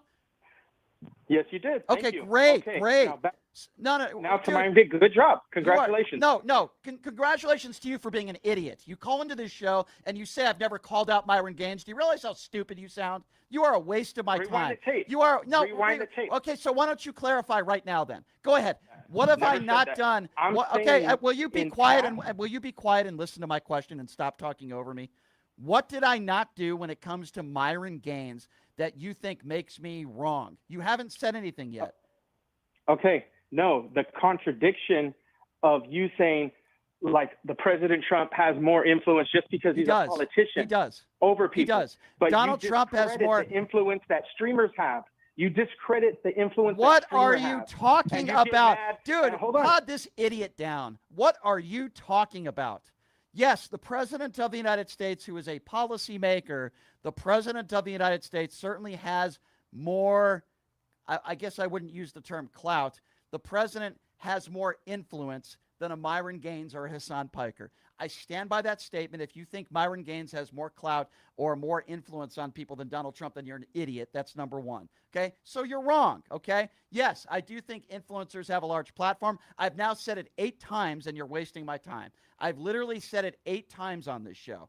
If you have a large platform and you're a podcaster, it also comes with a large responsibility. Myron Gaines is a danger. Myron Gaines says things that are really awful. There have been some things that Hasan Piker has said that are awful as well. And while I agree with a lot of things that Hasan Piker says, I also disagree with some of the things he says. Am I not making sense to you, dude? You don't strike me as a very intelligent person. I'm sorry, what are you laughing at now with your Tucker Carlson laugh?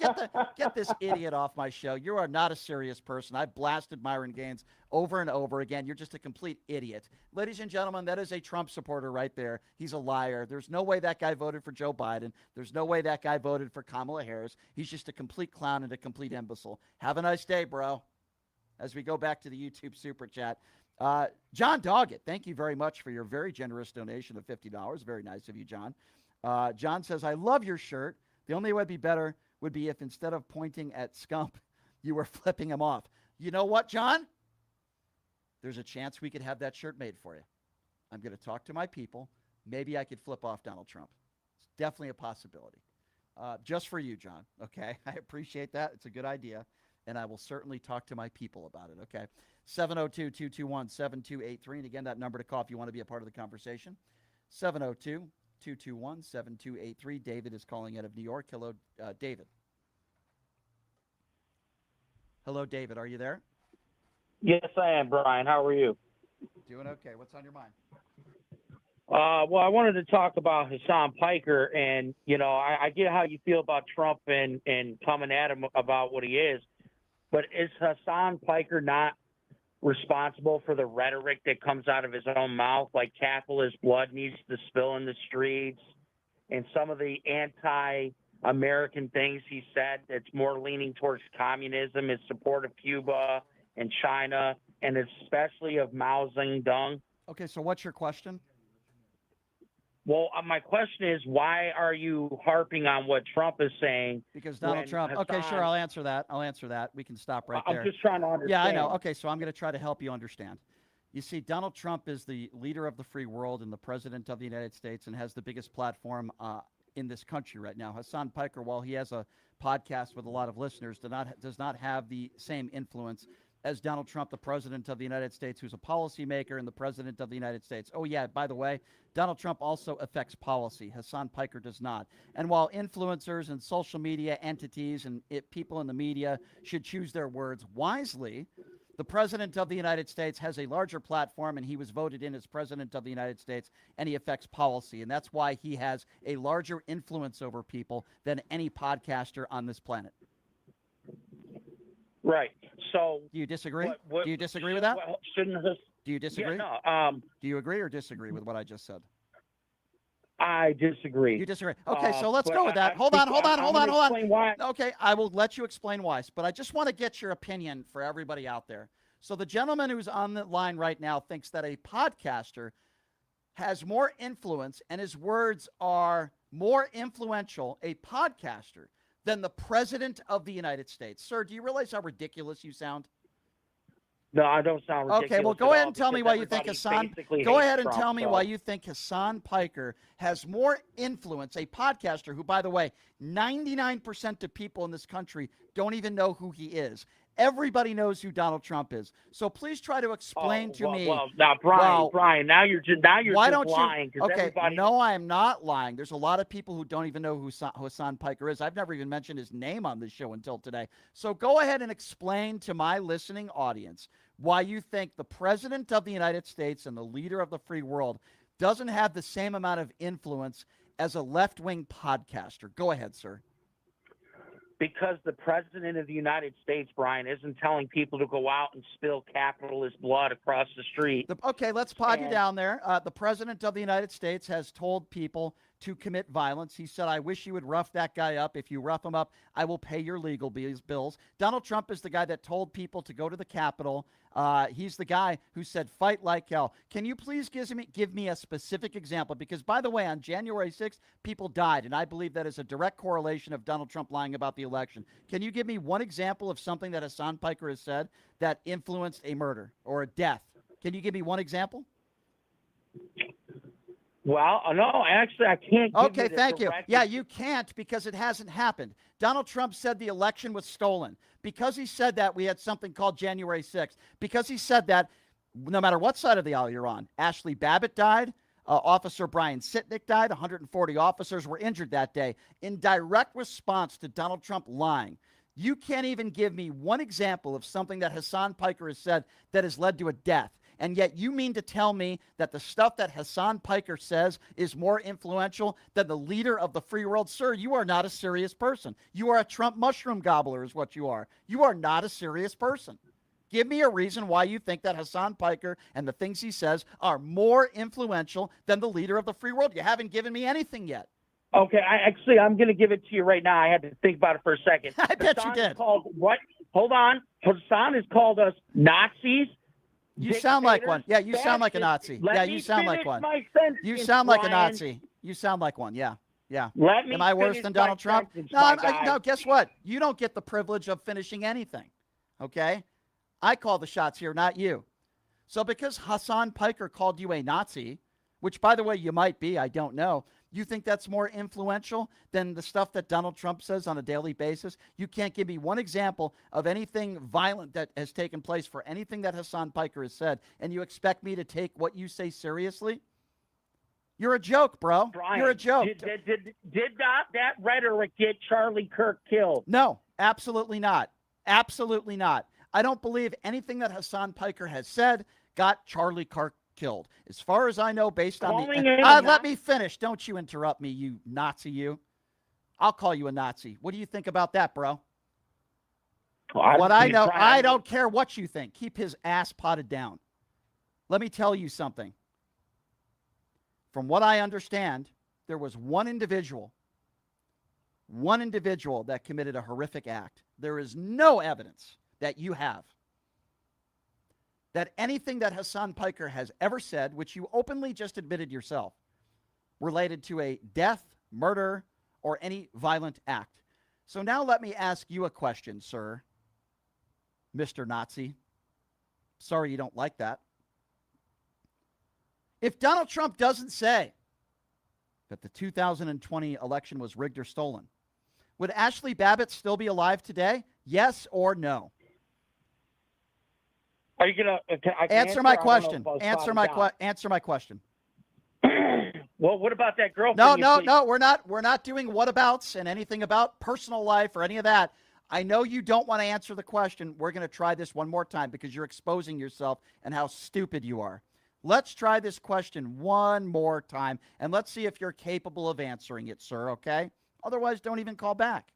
If Donald Trump doesn't lie about the 2020 election and doesn't say that it was stolen and the Democrats rigged it and Joe Biden rigged it and cheated, would Ashley Babbitt be alive today? Just answer the question, yes or no. Yes. She would. Yeah, thank you. Okay, thank you. So I just proved to you right now, dumbass, that because of Donald Trump's rhetoric, Ashley Babbitt got herself killed. Because of Donald Trump's rhetoric, several other people died that day. Brian Sitnick died the next day. 140 officers were injured. Multiple officers had brain injury. You couldn't give me one direct case or evidence of anything that Hasan Piker has said that led to the death of anybody. And by the way, I'm glad that hasn't happened. But yet you just proved yourself wrong because you're so stupid.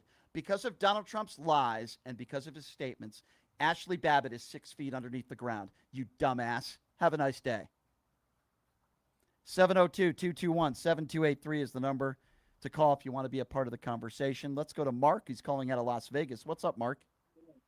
Hi. Hold on. There we go. I just had to turn you down on YouTube. Yes, sir.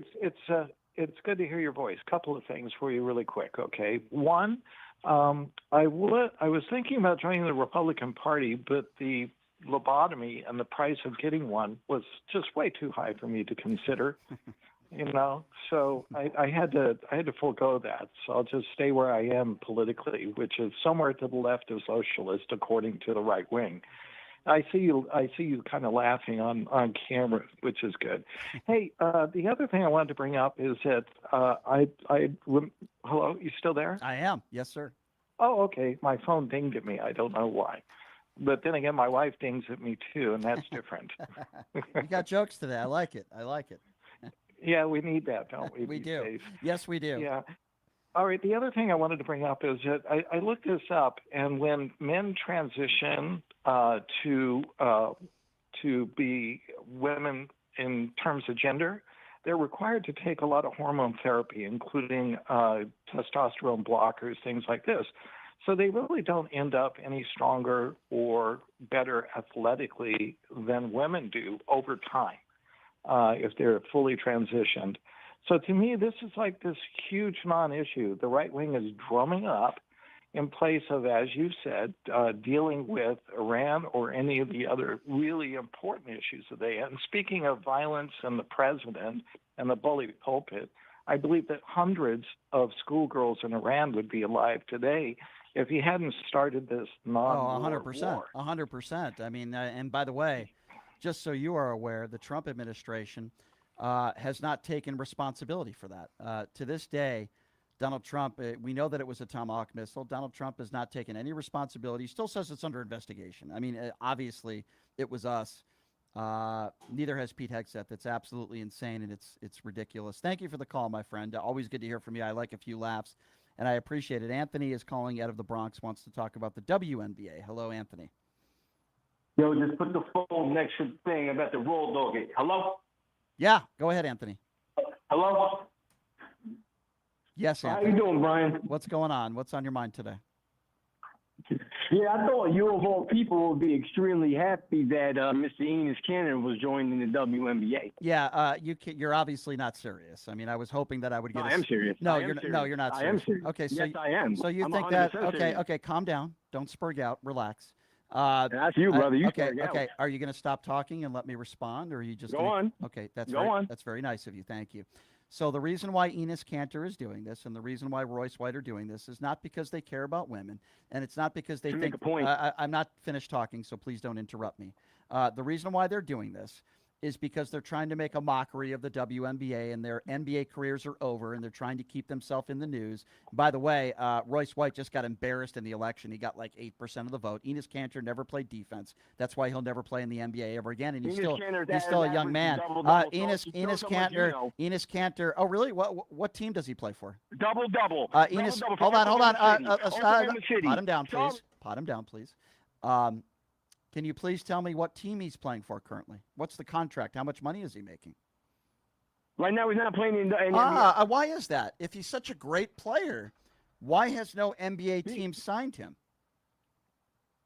Because he's going to make more money. Because he's going to make more money. No, the reason why Enes Kanter isn't with an NBA team is not because he's going to make more money. It's because nobody wants to sign him because he doesn't play defense. So now that we have learned that you have absolutely no idea what you're talking about, and you are clearly not a very educated basketball fan, the fact that you think Enes Kanter is doing this because he cares about women and he cares about the WNBA is absolutely a joke, and it's pathetic. How many WNBA players can you name?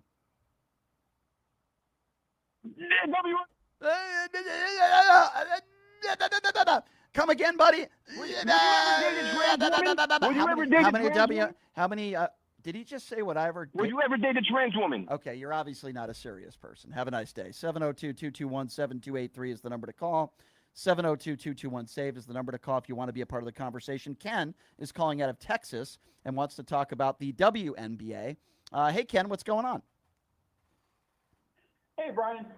What's up, Ken? So my point with the WNBA, and I just want to make sure I kind of understand what you're saying, is you're in the boat that the WNBA should release like a statement saying, hey, no trans women allowed, right?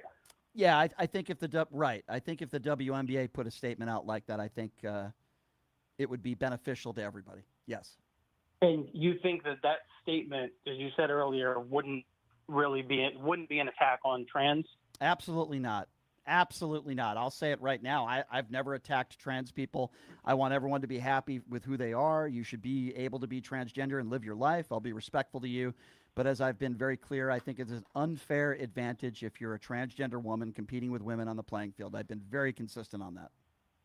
Right, because they're men. Well, because there are physical attributes that would give that person an advantage. They're men, right? Like we could just say, well, they're men. But here's my question to you: why is it when you're saying the WNBA should put out a statement and you don't qualify that as an attack, but when Sophie Cunningham or Riley Gaines say men shouldn't play in women's sports, it's an attack on trans? So first of all, I never said Sophie Cunningham was attacking trans, so you're 100% wrong on that. No, I haven't. No, I'll make you a $1,000 bet. Okay, so let's make a bet on the air right now, sir. Degenerate gambler. Sir, I'm not a degenerate gambler. That's a very weird statement that you made.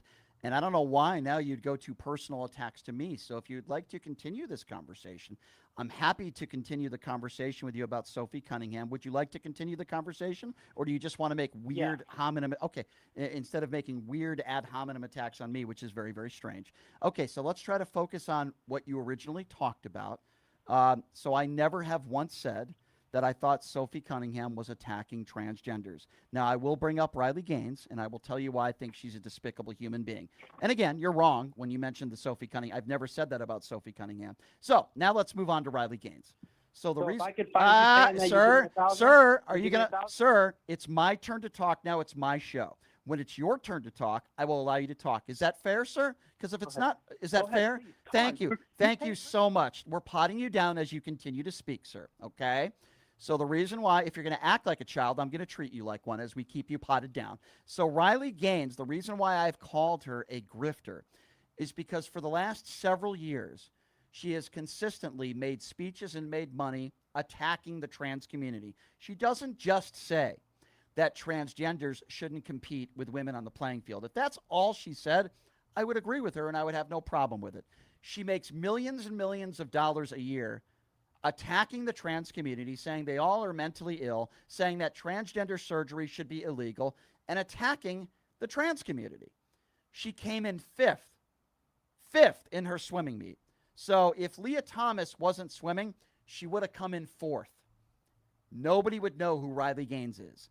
The only reason why we know who Riley Gaines is today is because she attacks transgenders. As far as Sophie Cunningham is concerned, the reason why Sophie Cunningham is such a household name now, it's not because of her basketball ability. Do you know how many points a game Sophie Cunningham is averaging, sir?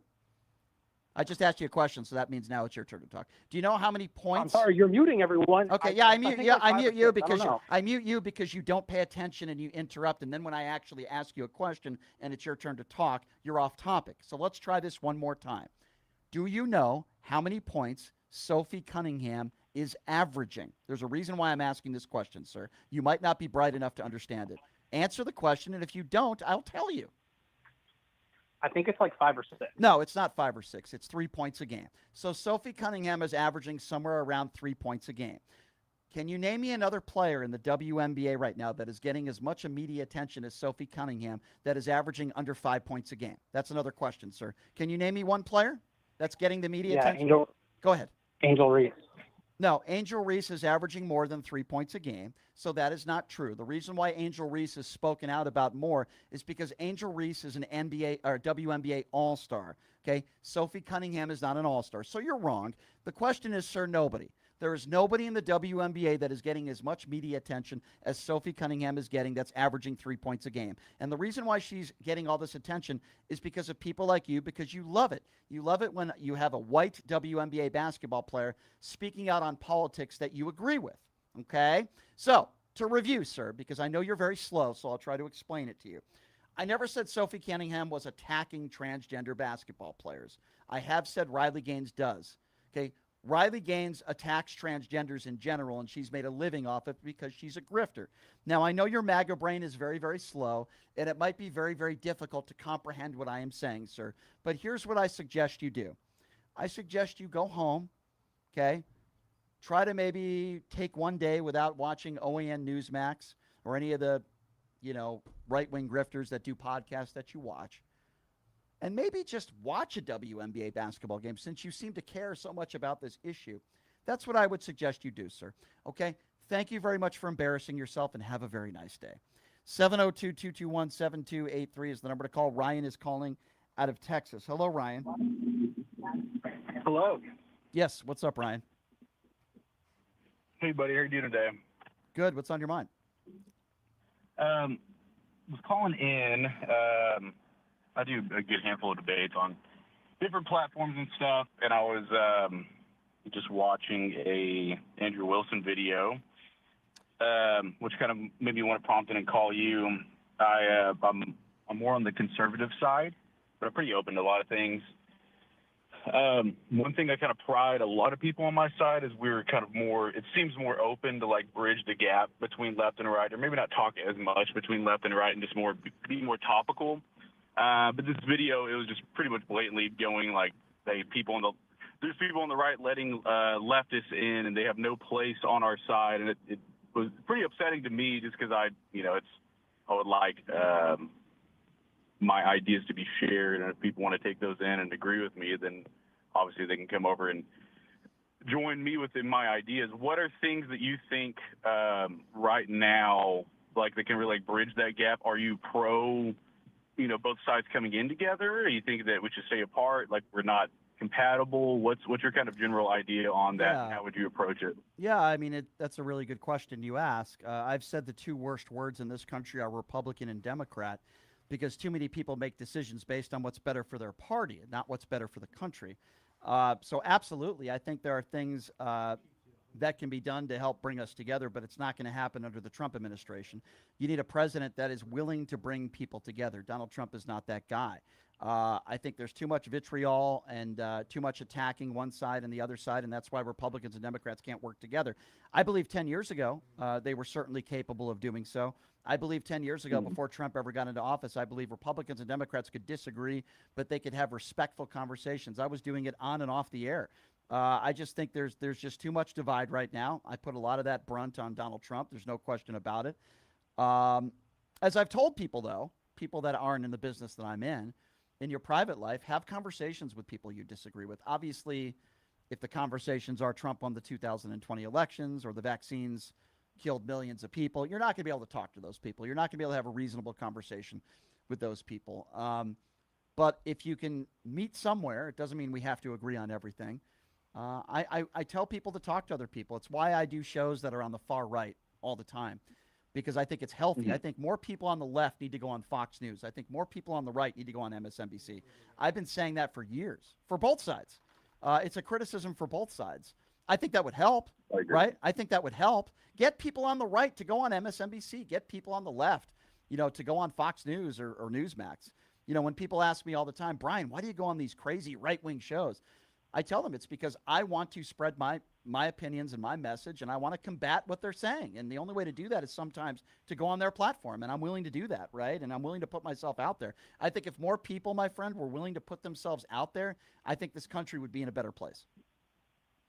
I agree completely, and I do commend you. I do think, like, it does seem like more right-leaning, like, you can call them influencers, whatever. It's a horrible word, but tend to branch out more and go into those, like, left circles for debate. And I will say, like, you're one of the very, very few people that I see go out and debate in, like, very hard right-leaning circles. I actually saw you from modern day debates and all of that. Well, even just going and debating Andrew Wilson, I think, is like a pretty big thing. Well, I have some news for you. I've debated Andrew Wilson multiple times. We were supposed to have a debate a few weeks ago. We set a date.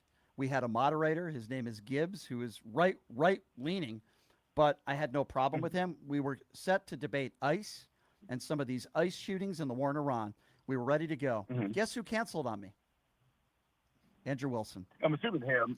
And did that line up with all the Candace stuff? I'm assuming. Yep. Well, he He just kinda blocked out everything. he completely canceled, and he did not want to reschedule with me. Jay Dyer canceled a debate with me recently. There are people that do not want to debate me, and I find that quite interesting. That, and this is very telling of the type of person that Andrew is, since you brought up his name on the show. So just yesterday on the Crucible, they edited a debate I had with him like 8 or 9 months ago. And they were posting clips of a debate I had with him literally 8 or 9 months ago. Meanwhile, he's canceling a debate with me now. I mean, to me, I don't know, that's just my personal opinion. That's cowardly. And I told him that. I sent him a message and I told him that. I said, that's cowardly. You have your editors that are cutting up a debate I did with you 9 months ago, which is old news, and you don't want to debate now? You know, I think that's cowardly. And by the way, Andrew's canceled. I'm not the only one. He's canceled on a lot of other people as well. Yeah, I mean, it's tough to like push judgment on that. It's kind of a vicious cycle that world is, it seems. But I mean, I will say like I do.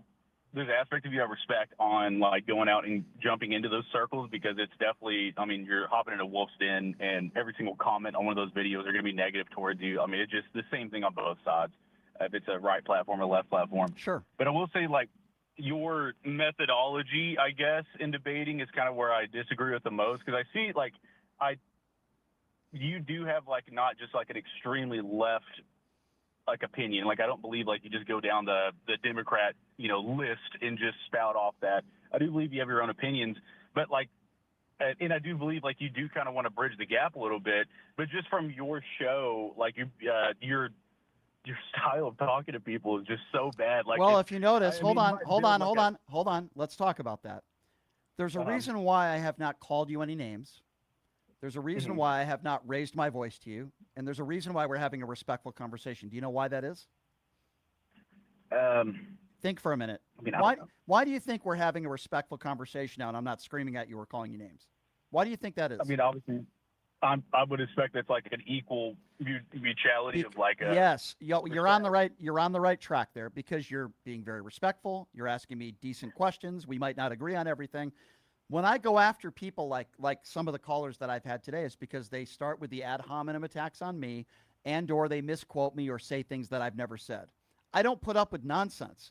That's my style. Some people like it, some people don't. I've had respectful hour and a half debates with people that I disagree with, because like you, they're not raising their voice, they're not going to personal attacks, and they're not saying stupid things, right?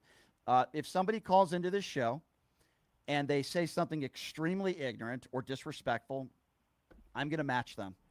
That's just the way I am. It's the way I will always be. But if somebody comes at me like you, and you probably don't disagree with me on a lot of different topics, I'm still going to always be willing to have a respectful conversation with you, because I'm matching your energy. I do. I'm matching your energy. I agree with you on a lot of stuff you talk on, but I would say like it does feel like, I don't know, maybe you're like just jaded from how many people call in and kind of like try to elicit that response from you. But like I have called in before, and it was a pretty like equal level of me talking on this, and just because of the topic, got flipped around. You kind of put that switch on again. Well, I can't comment on that. I can only comment on the conversation we're having right now. And sure, I'm just saying, like, I wouldn't say you're perfect at it. You can just jump the gun pretty quickly. Nobody's perfect. Nobody's perfect. But I can tell you this, and I'll be pretty clear with you that anybody that's in the Wilson circles are not really people that I want to be associated with anymore. I mean, I'll be honest with you there. Have zero respect for him. Zero. That could look negative on you, though. Like, you can take the high road pretty easily, and be open to it. I can't take the high road for people that I can't take the high road for people who call all women the R word. I'm sorry. I'm not going to take the high road with idiots like that who make statements like that. It's reprehensible, the things that he said. The last debate I had with him, when we were talking about all the women that have come forward that have accused Donald Trump of rape or assault, he called them all lying effing B words. I'm not going to take the high road with people like that. Andrew Wilson is trash. His wife is trash. They're both trash. They're white trash is what they are. And I will always call them that. I have zero respect for them. And they live in a glass house. They can dish it, but they can't take it. Do you know Andrew Wilson on social media has stopped certain people from commenting because he doesn't like being ratioed. They live in a glass house. They're despicable human beings, and I can give 2 Fs what them or any of their cuckable crew think about me. Yeah, but I mean, can you see how that is just perfect fuel for people who are going to be like? I don't care. I don't care. Let them be against me, sir. I got to run because I have some other callers, but I appreciate the conversation. You're welcome to call back with any disagreements you have with me, and I have no problem with you at all. Okay. I appreciate that. All right. Thank you very much. I appreciate the call. It's very possible to have respectful conversations with people you disagree with. Let's see. Let's go to Brian. He's calling out of Texas. What's up, Brian?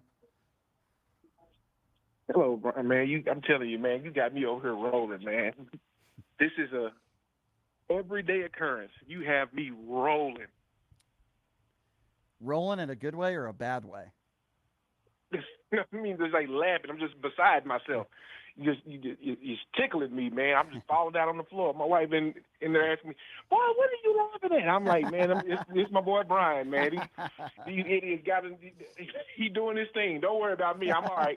But no, man. I know you don't have much time. I just wanted to talk about Hasan Piker. I never even knew about him until 3.5, 4 months ago from another streamer that I listened to, another podcaster, and I don't like him, and most black people don't like him because he's anti-black.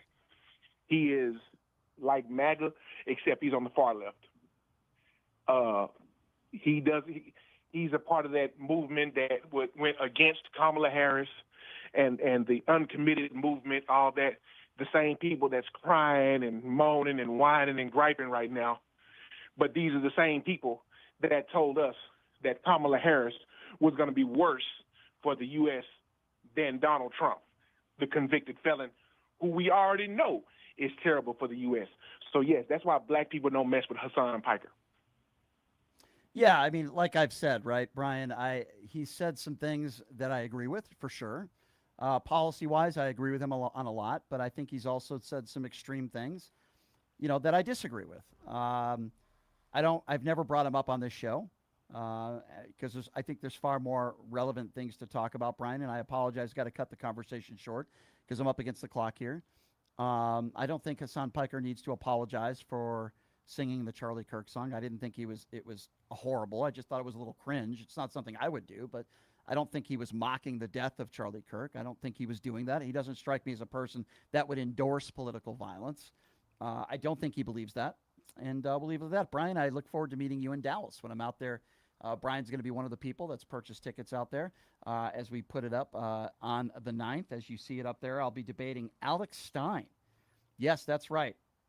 You'll see there on the bottom of that image, which Numchuck has so graciously put up. On the bottom there, you'll see that QR code. I've learned a new word today. You'll see that QR code on the bottom. That's how you purchase a ticket. For the first 10 people that come up to me, because I'll be out in the crowd saying hello to everybody, you're going to get a free Don't Be a Trump Mushroom Gobbler t-shirt. And it's going to be a fun debate. Me and Alex are going to be debating on abortion, which is a very controversial topic, but I know it'll be interesting, that's for sure. So I hope everybody can get out there. And please check out the website, pushingthelimits.live. I also say, if you support what I do, please become a paid member of YouTube. Paid members get prioritized engagement, shout-outs, and exclusive content. They also make what we do here at Pushing the Limits possible every day. Also, check out my Substack, Pushing the Limits, and the number 1. I love you guys. We have a January 6th insurrectionist who went to jail and got a pardon from Donald Trump that's going to be joining us in studio tomorrow. Oh, boy. There's going to be fireworks. I love you guys at PTL family. We'll see you tomorrow. Have a great day. Hey, everybody. Are you